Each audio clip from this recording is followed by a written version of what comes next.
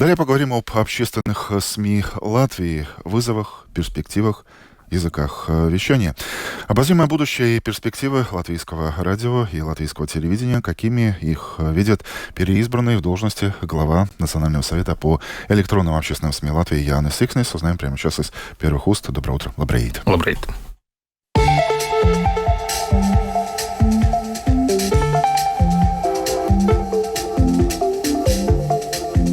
От первого лица. Прежде, наверное, стоит вас поздравить с переизбранием в этой должности. Paldies. Цели и задачи не изменились? Nē, nekādā ziņā nekas nav mainījies. Mums jau, es domāju, no pirmās dienas bija skaidrs, likumā ierakstīti lielie uzdevumi. Galvenais ir vienotais sabiedriskais medijs, par ko mēs droši vien arī runāsim. Tas darbs ir iegājis finiša taisnē. Pie tā arī skaidrs, ka nākamais gads, pēdējais gads šī sasaukuma padomē arī būs galvenais darbs. Сверхзадача, отметил сразу наш собеседник, это создание единого СМИ. Все выходит на финишную прямую. Как и что, об этом действительно мы прямо сейчас и поговорим. Но прежде вопрос, какие главные вызовы для создаваемого общего СМИ и нынешних пока что действующих сами по себе Латвийс радио и Латвийс телевизия. Вот эти вызовы вы видите в нынешней геополитической, экономической ситуации?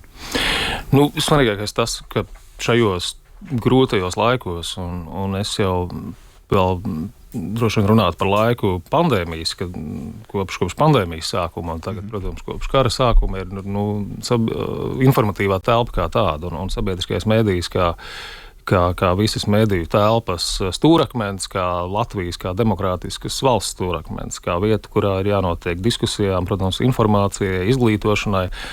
Visi šie izaicinājumi ir kļuvuši tikai svarīgāki, it īpaši ņemot vērā to, cik mūsdienu mediju telpā mēs runājam vienkārši par visu informatīvo telpu, cik to informācijas avotu ir daudz, cik tie ir pretrunīgi, cik dezinformācija strauji izplatās. Tā kā mediju no vienas puses tas ir paradoxāli, ka tā tradicionālie mediji, kā radio un televīzija, tiek arvien vairāk mēģinājumi tos degradēt, izceļot vairāk sociālo tīklu un interneta nozīmi. Tāpat laikā mēs redzam, ka tīri tādā dzīve parāda pretējo, ka ir ļoti svarīgi to stiprināt un uzturēt. Gan reitingi, то arī reizēm посоветовали эксперты. Итак, главная задача была и остается перед общественными СМИ неизменной. Это качественное информационное пространство и дискуссии, особенно сейчас в нынешней геополитической ситуации, дискуссии в пику дезинформации. Как продвигается процесс создания единого общественного СМИ? Каким будет следующий год? Viss ir pēc plāna. Es domāju, ka mēs pieturamies pie tā, kas tika izstrādāts jau patiesībā 21. gada beigās, un koncepcija, ko mēs publicējām jau 22. gada sākumā. Tagad ir pēdējie 5 mēneši, lai sagatavotos vienotā medija izveidošanai. Es to vienmēr esmu uzskatījis, ka iespējams pat galvenais, pat svarīgākais notikums būs tas, kāda būs jaunā mediju valde. Kas tur būs pa cilvēkiem, kāda būs viņu pieredze, zināšanas, kāda būs viņu tāds redzējums un mērķi. Tad šis process šobrīd ir sācies, ir izsludināta pieteikšanās uz konkursu. Mēs meklējam 5 valdes locekļus. Un pieteikšanās līdz 23. augustam, un plāns ir, ka mēs ļoti rūpīgā atlases ciklā izraugamies labākos līdz novembra sākumam, lai šie cilvēki varētu sākt strādāt ar janvāri. Самое актуальное сейчас, чем занимается Совет и что в ближайшие 5 месяцев будет на повестке дня, это поиск качественного нового правления, нового общественного СМИ. Профессионалы отрасли будут стоять во главе. Вы можете? Jā, noteikti. Потому что наверняка вы не сомневаетесь, что когда этот процесс будет идти, тут же постараются подсветиться и политики. Man ir savas domas par šo. Es esmu pietiekami ilgi sabiedriskajos mēdījos un vispār tādā nozarē. Es uzskatu, ka tā politiskā ietekme bieži vien ir pārspīlēta. Vai uzskati par politisko ietekmi, manuprāt, bieži vien ir pārspīlēti.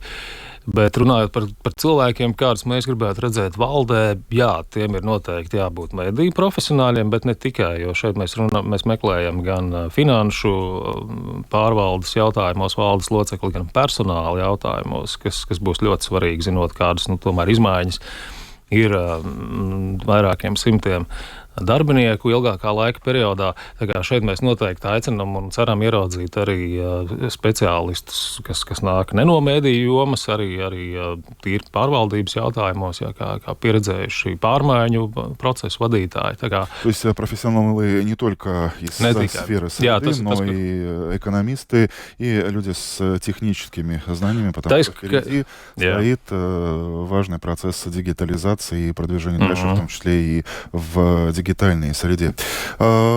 Буквально некоторое время назад в студии программы «Лабриц» вы сказали, что зарплаты в общественных СМИ один из главных приоритетов, и в том числе это важный приоритет и задача при избрании уже упомянутого правления. Там зарплаты от 9 до 10 тысяч.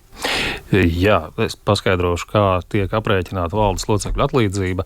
Arī šajā gadījumā tas notika tieši tāpat, kā tas ir noticis iepriekšējos konkursos, kad mēs meklējām atsevišķi Latvijas Rādio un Latvijas Televīzijas valdes locekļus.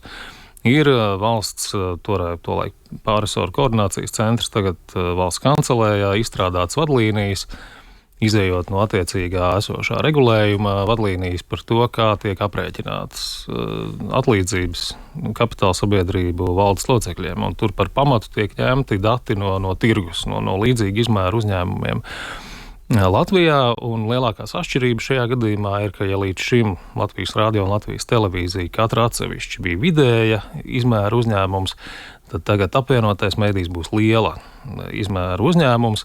Tas arī to mēra pēc darbinieku skaita, pēc finanšu rādītājiem.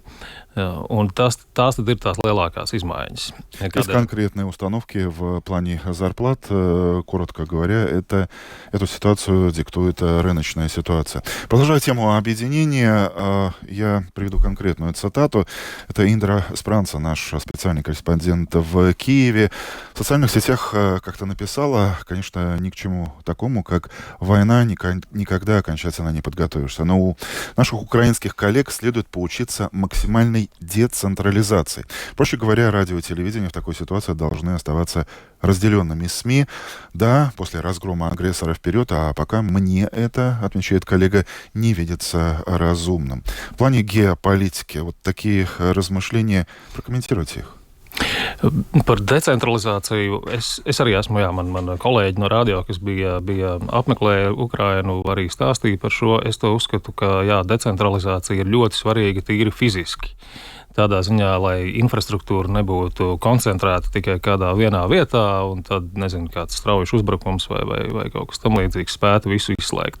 Vai tā pati vētra? Jā, arī tā pati vētra, un šobrīd tieši tādēļ pēdējā gada laikā jo īpaši ir pievērsta liela uzmanība visiem šiem risinājumiem, kas attiecās uz darbības nepārtrauktību, lai radio un televīzija turpinātu strādāt arī ārkārtas apstākļos. Tas nozīmē dažādu rezervu studiju izveidošanā, tā skaitā ārpus Rīgas. Tagad mūsdienu tehnoloģijas ļoti daudz ko atļauj darīt attālināti, caur internetu. Tas nav tā kā kādreiz, ka bija tikai vienīgā lineārā apraide.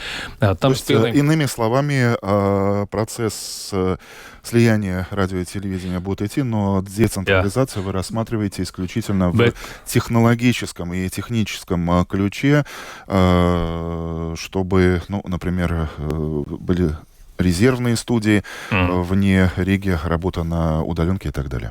Jā, un es gribēju pateikt par to juridisko apvienošanu. Es uzskatu, ka vienkārši šim jautājumam beidzot arī jāpieliek punkts, jo, manuprāt, nebūtu nekas sliktāks, ja mēs atkal kaut kādu iemeslu dēļ atkal kārtējo reizi atliktu apvienošanu, jo tas gan nevienam nekad neko labu nedos un nav devis. Tas nozīmē tikai atkal neskaidrību, lēmumu atlikšanu, kas nozīmē, ka netiek pieņemti īstie soļi un visu laiku tiek kaut kas atlikts. Un man pašam, es pats esmu definējis no savu pieredzi gan mēdījos, gan ārpus mēdījiem, ka Latvija un paši sabiedriskie mēdīji iegūs, ja tiks izveidots viens spēcīgāks uzņēmums, nevis ja būs divi atsevišķi un mazāk spēcīgi uzņēmumi. Как отметил господин Секснес, это уже цитата: «Нет ничего худшего, если взять сейчас и поставить этот процесс на паузу или вообще на точку». Во время дискуссий звучало и мнение о том, что необходимо строительство нового здания для единого СМИ. А что сегодня, находится ли этот вопрос в активной повестке дня? Или с учетом бюджетных реалий? Nahmurились. Tas, ko mēs esam secinājuši tagad šī gada laikā, ka, ja runa, piemēram, par jaunas vienotas ēkas būvniecību, tad Rīgā valstī un pašvaldībai nav tādas zemes, kur varētu izveidot tādu, uzcelt tādu jaunu lielu ēku, kur būtu gan radio, gan televīzija.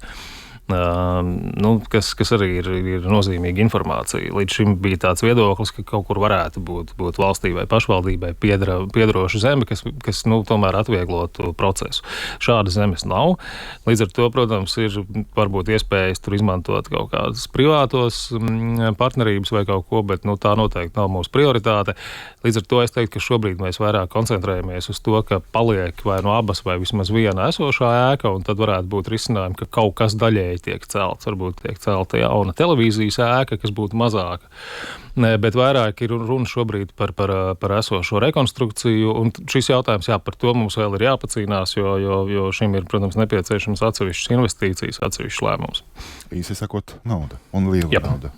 Liela, jā, tādēļ mēs arī noteikti pretendēsim uz iespēju izmantot Eiropas fondus, kas varētu, es saprotu, būt variants, ja runa par esošo ēku rekonstrukciju. Bet vispār šis ir viens no lielajiem sāpīgiem jautājumiem. Ja ar Doma laukuma ēku, manuprāt, viss ir vairāk vai mazāk kārtībā. Un labi, tā ir brīnišķīga vieta, un arī radio tas šeit ir pašauri, bet tomēr šeit strādā. Tad ar televīzijas milzīgo ēku arī pēc rekonstrukcijas nebūs līdz galam atrisināts, jo vienkārši tā ir pārāk liela.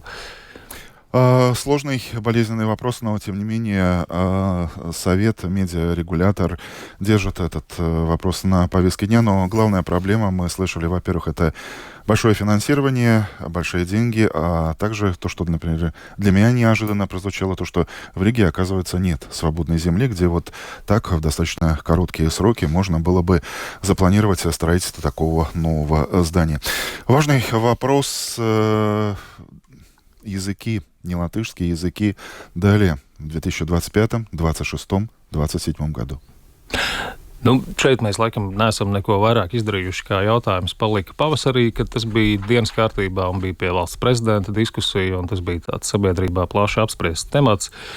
Tur nav, acīm redzot, citu variantu. Ir jāsagaida, kad jaunā apvienotā mediju valde sāk strādāt, un tad izstrādā savu pirmo 4 gadu visticamāk darbības stratēģiju. Un tad viņi lemj, jau skatoties uz visu sabiedrisko mediju kopumā. То есть новое правление будет заступать в должность со своей стратегией. Что вы ожидаете? Что в ней должно, на ваш взгляд, быть записано в плане русского, украинского, белорусского, всех тех языков, которые звучат в том числе и сейчас на Латвийском радио 4? Tur mums ir, es domāju, pilnīgi vienots uzskats padomē, ka šīm visām jūs pieminētajām valodām ir jāpaliek. Tās ir Latvijas vēsturisko mazākumu tautību valodas. Jautājums būs par proporcijām, jautājums būs par to, vai cik tas ir sabalansēti, vai netiek veidota, kā šobrīd uzskata, kāds paralēls informatīvās telpas, par to, kādās platformās šis saturs tiek izplatīts, kas ir galu galā mērķi, kas ir kaut kāds minimālais informācijas apjoms. Uzskatu, ka tādam vienmēr būs jāpaliek arī ziņu un analītikas jomā. Jā, protams. Jā. Tā skaitā arī krievu valodā, to mēs esam visi trīs padomus locekļi. 26. Jā, arī 26. Arī sākot no 26. gada par krievu valodas izslēgšanu, teiksim tā, mēs nekad to neesam atbalstījuši, neviens no mums padomē.